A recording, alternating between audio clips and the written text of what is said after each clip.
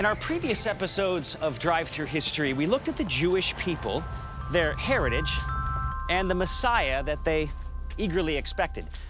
But it's important to remember that during the Gospels period, not all Jews were living devoutly religious lives.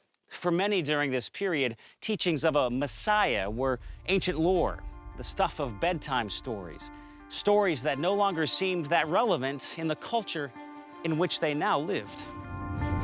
330 years prior to the birth of Jesus, a Greek named Alexander began an extensive military campaign, conquering the entire Persian Empire, which then included Judea.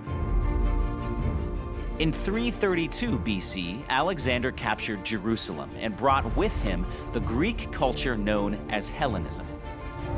Now, the word Hellenism comes from the Greek word Hellenismos. This word came to describe a set of values for living that was invented by the ancient Greeks. Hellenism would come to dominate the Mediterranean region for centuries.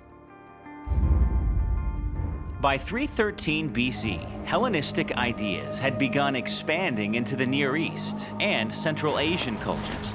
It was the empire's governmental framework to rule by establishing hundreds of cities for trade purposes.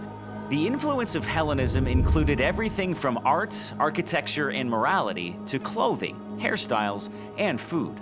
Many of the existing cities began or were compelled by force to adopt Hellenized philosophy, religious sentiments, and politics.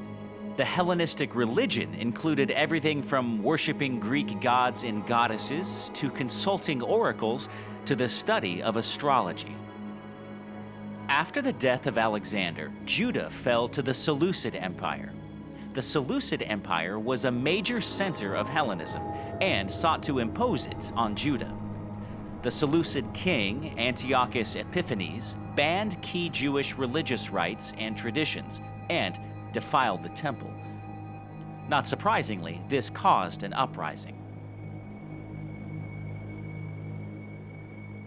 In 166 BC, a group of Jews called the Maccabees began a fierce revolt, which brought a time of independent Jewish rule called the Hasmonean dynasty. For a time, they flourished, but ultimately their attempts to maintain their freedom and to cleanse their culture of the outside influence of Hellenism failed. That's because in 63 BC, another outside force, this time the powerful Roman Empire, imposed its rule in the region. Because the Roman Empire had largely adopted Hellenism, Greek culture again re-entrenched itself in Judea. All of this happened during the 400-year period between the writing of Malachi, the last prophet in the Hebrew Scriptures, and the birth of Jesus. At this point in the gospel story, Judea had become a crossroads of cultures and ideas.